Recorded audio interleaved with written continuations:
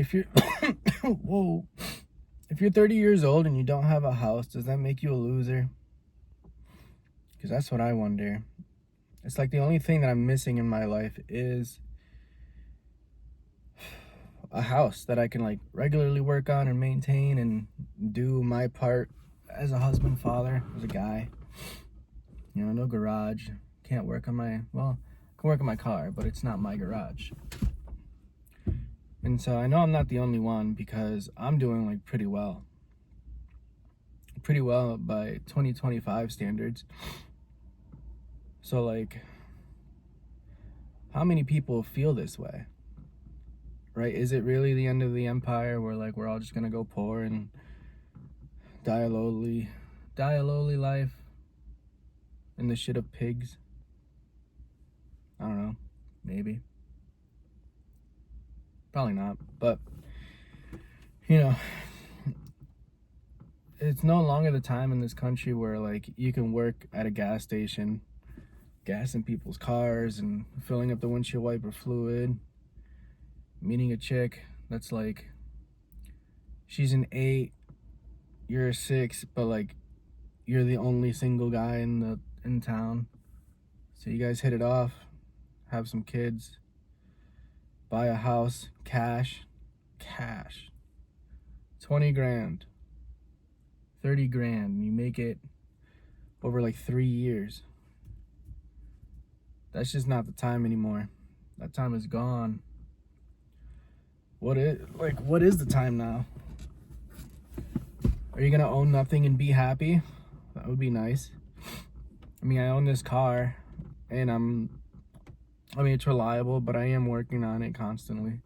There's always something that needs to be fixed. It's 25 years old, but it's 23 years old.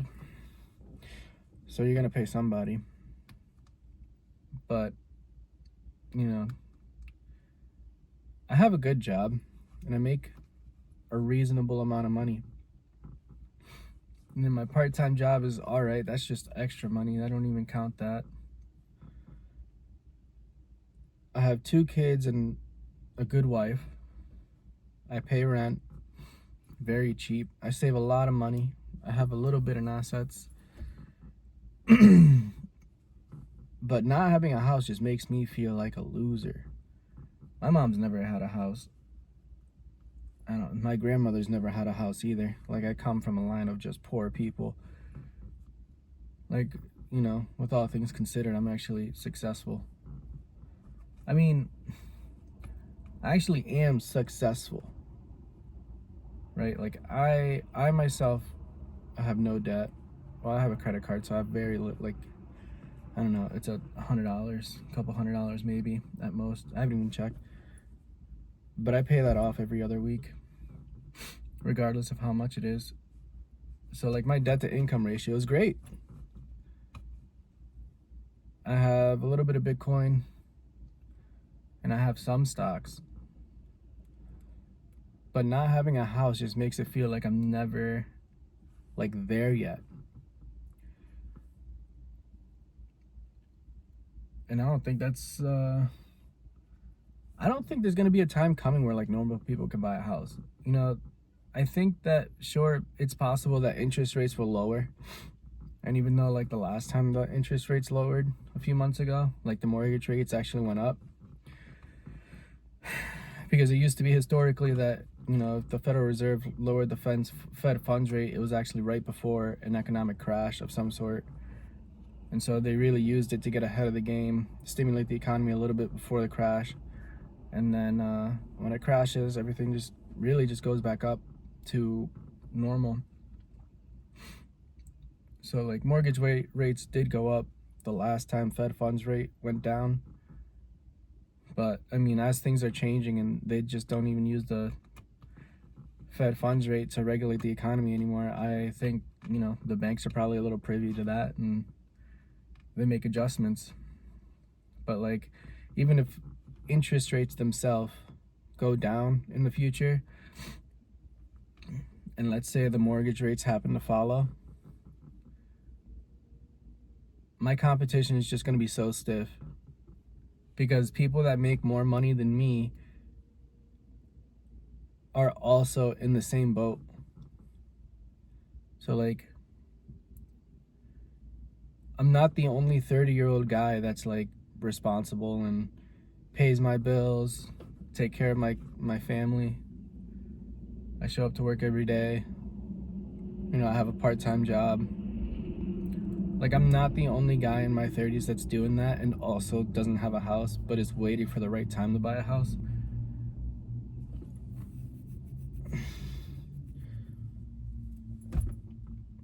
So, I'm really just one in a million people. One of a million people. I mean, if the country has 330 million people or more, 350, how many people are in my position? And then, you know, with lumber being curtailment, meaning like they're just not making lumber anymore because lumber is not at a price that can sell profitably. There are no new houses being made right now. So the supply is just low, it's staying low, the demand just grows.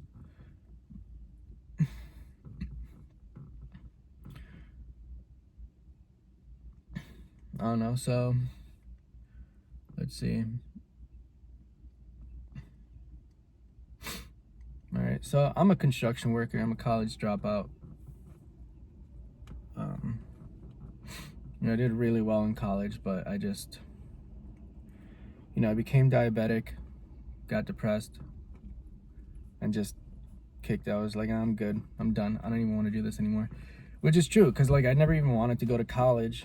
I was only in there to, you know, get a higher grade in the military when I got out. Like that was the whole plan. I just did what everybody told me to do. Right? So like in high school, you know, I was like, yeah, I just want to be a rescue swimmer in the Coast Guard. I saw this fucking movie with Ashton Kutcher and fucking and that Kevin Costner.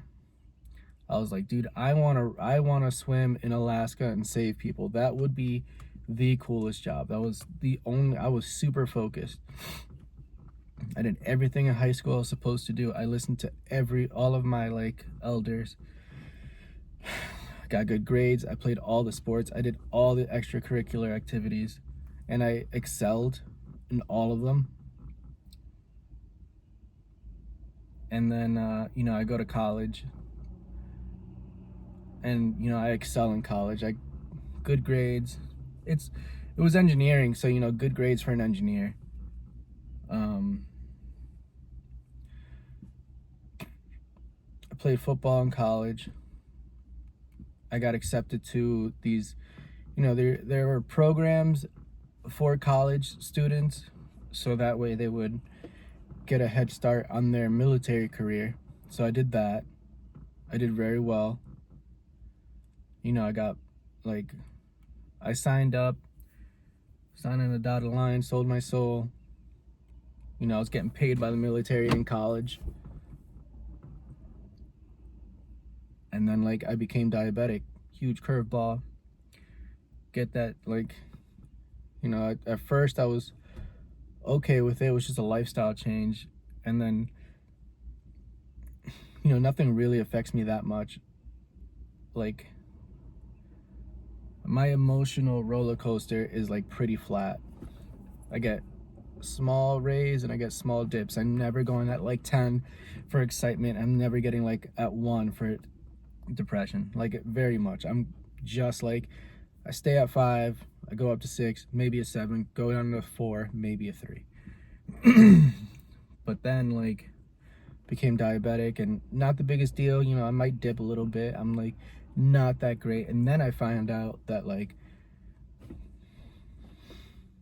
the liaisons to the military program that I was in, they were like, hey, found out you're diabetic, it's on your thing. Found out through school, you know, you got all these. I went to a military school, so everything's recorded in some capacity. Like I needed certain privileges that weren't allowed to normal people. Like a refrigerator, right? I needed a refrigerator to hold my insulin. So like they found that and they were like, hey, so what's going on? I'm like, well, I'm diabetic. Oh, well, can't do this anymore. You gotta move on. You gotta figure something else out. Then I was cooked. That was it. Didn't want nothing to do with nothing. stopped going to football practice. I finished off that semester. Didn't go back the next semester. Nope. Like, it was like time to pack to go to school, and I was like, I'm not even gonna do this.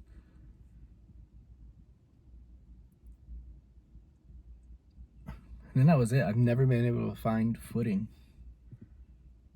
And like, I say I've never been able to find footing. I just, like, right after that, I did like odd and end jobs. Like, I was a mechanic I was a lube technician for not a small dealership, for Acura. And then they paid for your classes to be a mechanic. So I did that. And I hated it. Like, I was good at taking things apart and putting them back together, but working on cars in the Northeast with all the rust, nothing ever fucking works, ever. You can't take out rotors without taking out your big fucking hammer. You can't, like, working in the winter, you're constantly getting wet with all that snow that's, like, dripping on you. Dealerships are set up in a way where, like, the people who sell the work, they can just screw you over. Like, they can give you a brake job and just take a majority of the money through, like, loopholes. Hated that, got out of that, got into a factory, didn't pay well, and then I just happened to, like, fall into a position where you started fixing machines instead of working the machines. And that just happened because, like, somebody quit, and I just happened to fall in that position. And that was cool because that would, that's a job that was able to support a family. Not a lot of money, but, like, that was a job where, like, dads had, like, people who were responsible and had families. Like, that was money to support a family, for sure. So, like, by no way should I have been considering myself a loser at the time, but I did still feel like it, right? Like, I was aiming for up here, like, my whole life. I was definitely going to do it. Nothing was stopping me. Something stopped me, and I was just never able to get back up. So then that happened. I just do factory. Every year just got a factory job.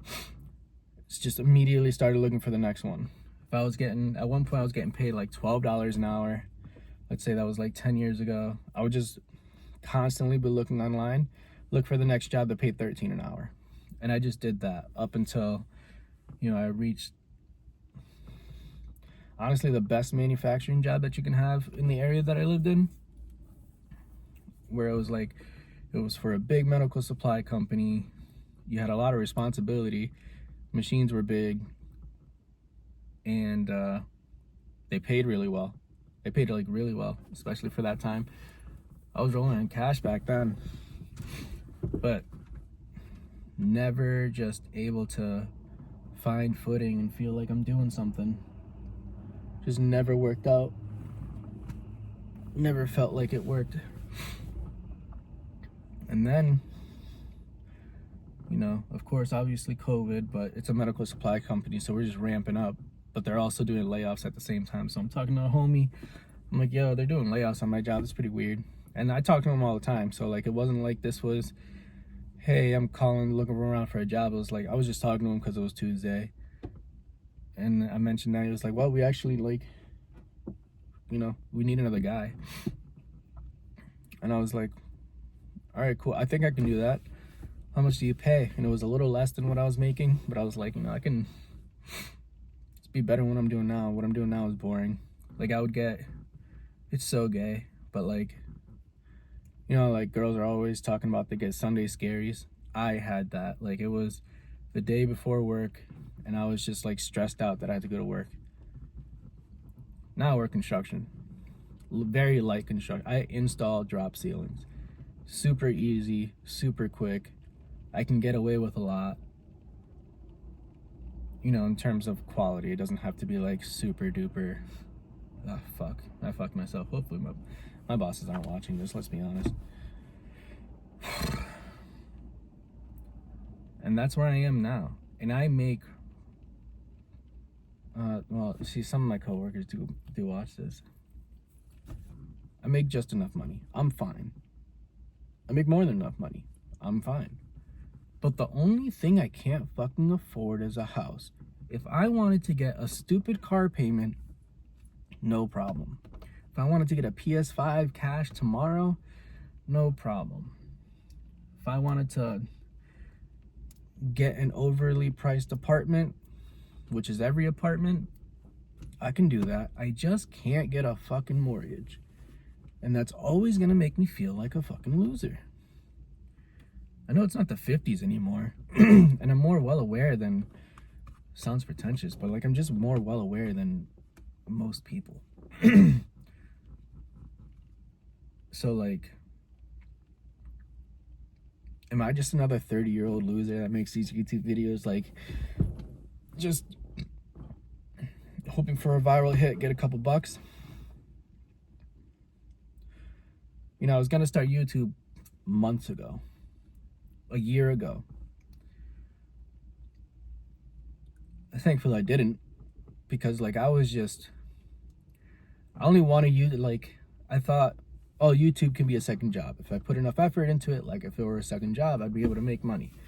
Thing is, I didn't have anything that anybody wanted to hear.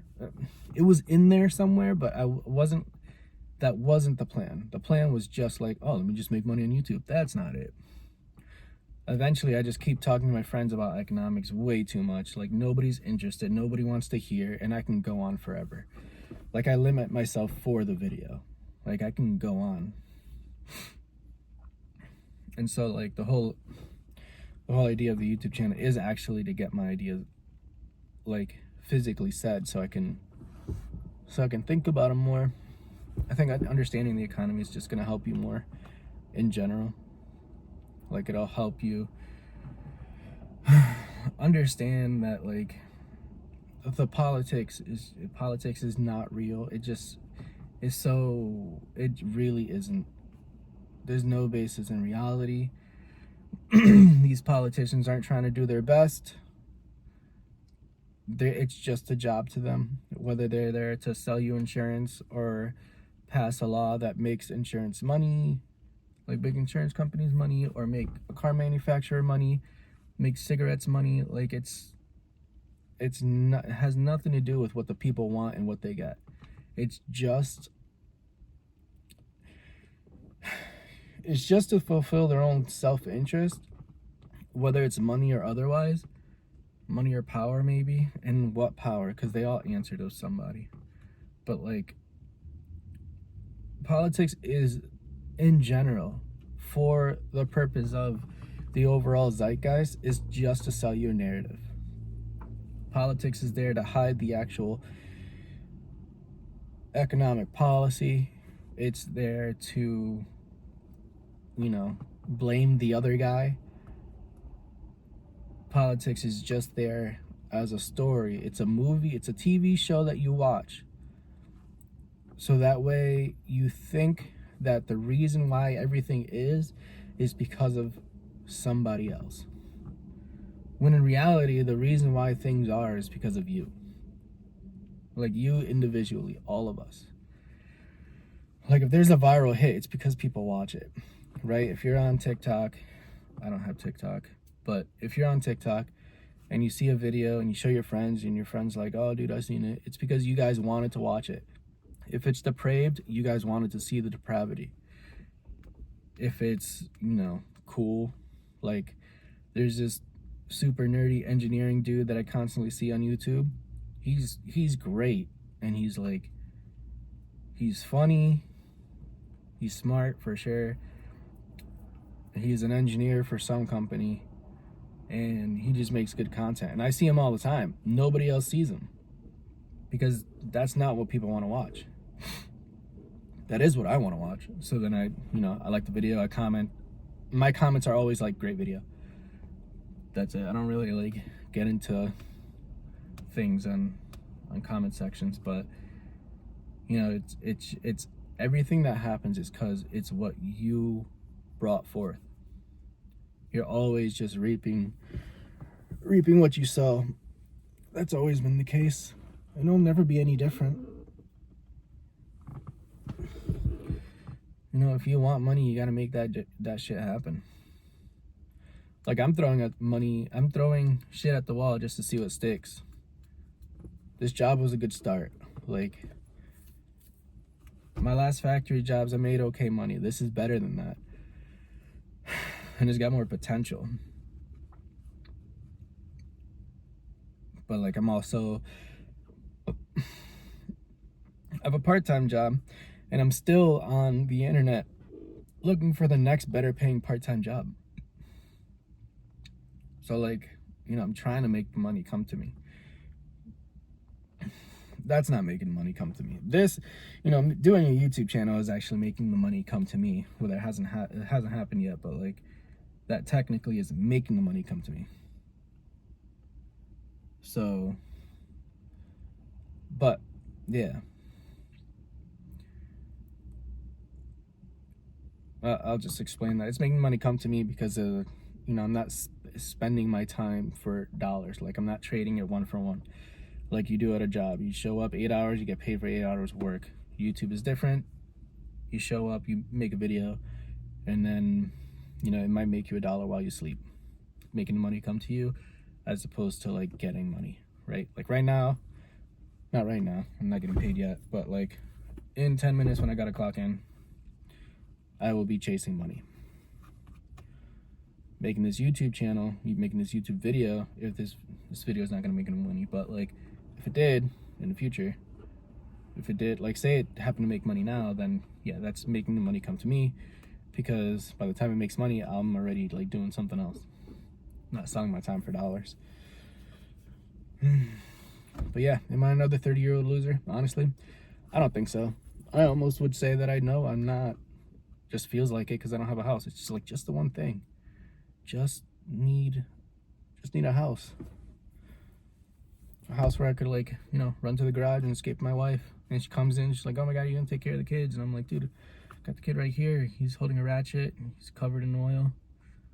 He's just laughing. Love my kids. You know, but I mean, American Dream and all that, it's like, it has not gone. American Dream isn't made up of what you can get. It's like made up of what you want and your ability to get it. And we all have the ability to get it. You know, I just want a house, which just requires money.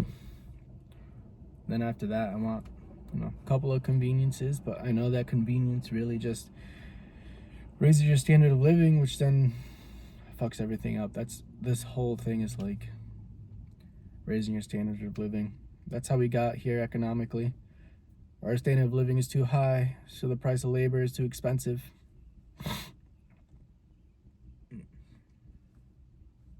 That's how it goes. Alright, that's enough for this diary. Fucking fag. That was gay. But hey, I got something out. So, you know, you'll be alright. You'll figure it out. Later, Gator.